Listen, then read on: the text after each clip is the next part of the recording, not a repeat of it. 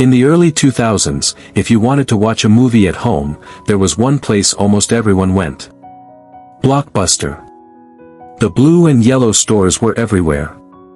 On Friday nights, families would walk through the aisles searching for movies, holding plastic cases and hoping the latest releases were still available. For many people, visiting Blockbuster was part of the weekend routine. At its peak, Blockbuster operated more than 9,000 stores around the world and employed over 80,000 people. The company generated billions of dollars in revenue every year and dominated the home video rental industry. To many people, Blockbuster seemed unstoppable. But just a few years later, the company would disappear almost entirely. Today, only a single Blockbuster store remains open in the entire world. So how did a company that once dominated movie rentals collapse so completely? The answer involves one of the most famous business decisions in modern history. A decision that involved a small startup called Netflix. And a mistake that would cost Blockbuster everything.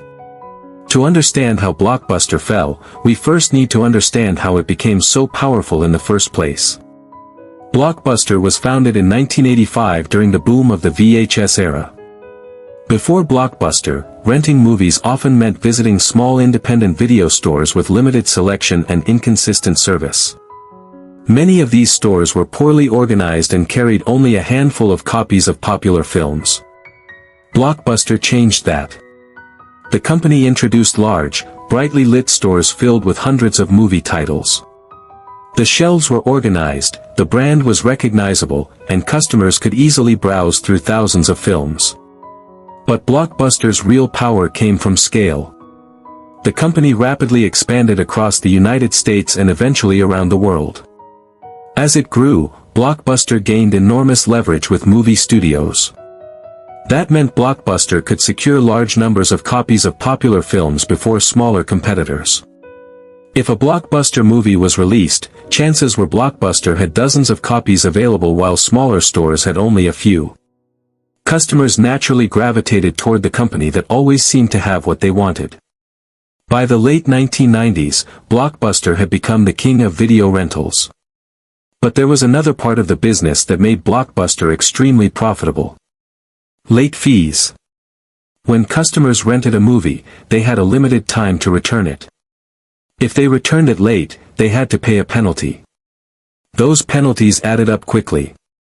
In fact, late fees generated hundreds of millions of dollars in revenue for Blockbuster every year. Some estimates suggested late fees made up nearly 20% of the company's total profits. For Blockbuster, the system worked perfectly. But for customers, late fees were frustrating. Many people had experienced the same situation, forgetting to return a movie on time and paying extra money because of it. And that frustration would eventually create an opportunity for a small startup company. That startup was Netflix. Netflix was founded in 1997 by Reed Hastings and Mark Randolph. At the time, Netflix had a very different idea about movie rentals.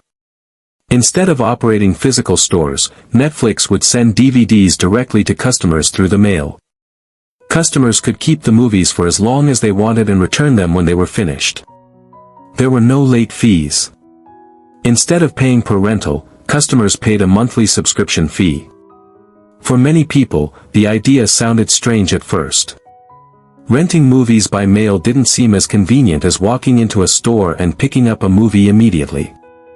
But Netflix believed the internet would eventually change how people discovered and consumed entertainment. The company built a website where customers could browse movies, create lists, and receive recommendations. It was a completely different approach compared to Blockbuster's physical store model. At first, Netflix was small. Very small. Compared to Blockbuster's massive network of stores, Netflix looked insignificant. But Netflix had one advantage. It was built for the future. Blockbuster, on the other hand, was built for the past. And that difference would soon become critical. In the year 2000, Netflix was struggling financially. The company had grown quickly but still faced serious challenges. So Netflix made an offer. Its founders approached Blockbuster with a proposal. Netflix suggested that Blockbuster buy the company for about $50 million. The idea was simple. Blockbuster could continue operating its retail stores while Netflix would handle the online side of the business. It seemed like a reasonable deal. But the meeting did not go as Netflix hoped. According to several accounts, Blockbuster executives dismissed the idea.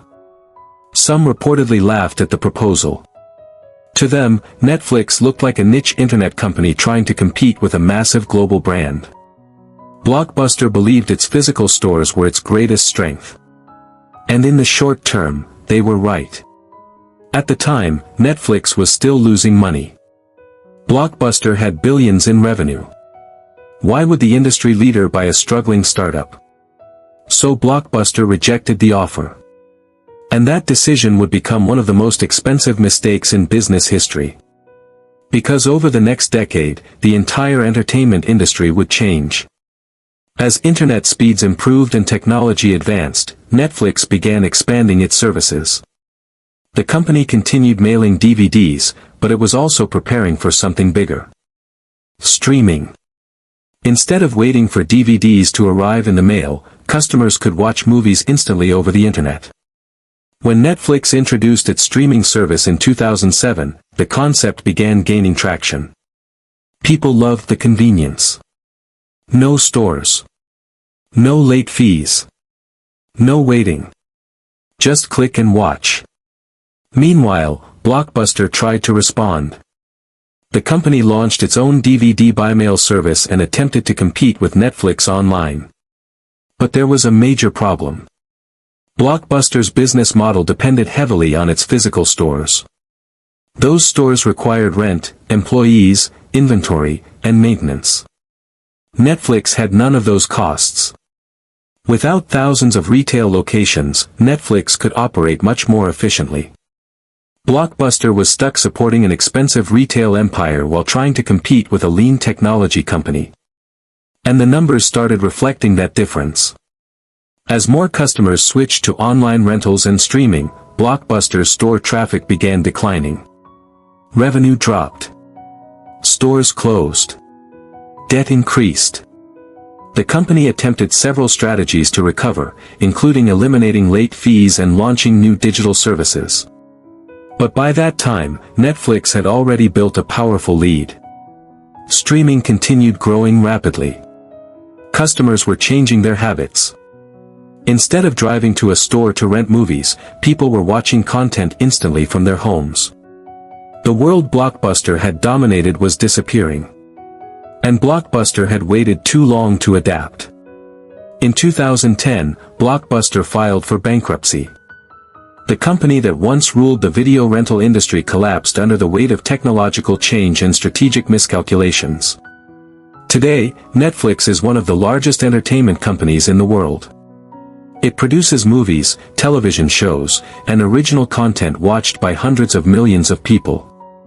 The company that Blockbuster once dismissed as a small startup is now worth billions of dollars. Meanwhile, the once powerful Blockbuster brand has almost completely vanished. Only a single store remains open today, located in Bend, Oregon. It has become more of a tourist attraction than a functioning business. The story of Blockbuster is not just about one company failing. It's about how quickly industries can change. Blockbuster dominated the home video market for years. But it underestimated how technology and consumer behavior would evolve. The company believed its existing system would continue working. It believed its physical stores gave it an unbeatable advantage. But in the digital age, convenience and innovation matter more than tradition. Netflix understood that. Blockbuster didn't. And by the time Blockbuster tried to catch up, the future had already moved on. Sometimes the biggest threat to a successful company isn't competition. It's the belief that the way things work today will always work tomorrow. Blockbuster once controlled the movie rental world. But when the future arrived, the company that had everything lost it all.